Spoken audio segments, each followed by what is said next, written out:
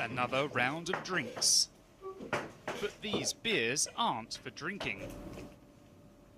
Twice a week, these scientists in Belgium partake in a blind testing of about 8 different beers. With each sip and sniff, they're analysing the subtle differences between beverages.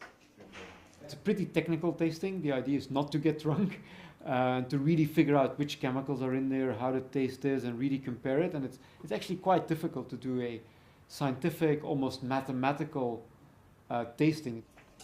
They're working to characterise some 250 Belgian beers and build a scientific map of beer to help drinkers select their next tipple.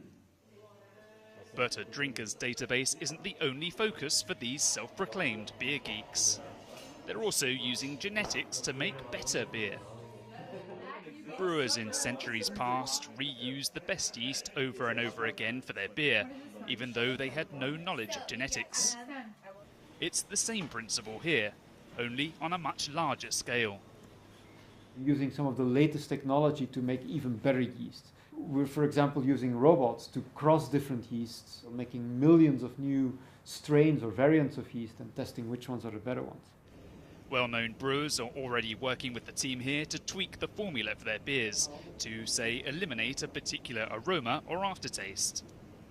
They currently have around 30,000 new strains of yeast, some of which are genetically modified.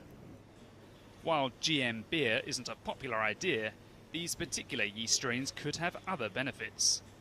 Biofuel industry or in the pharmaceutical industry, genetic modification is a great way to make yeast produce certain chemicals, certain medicine.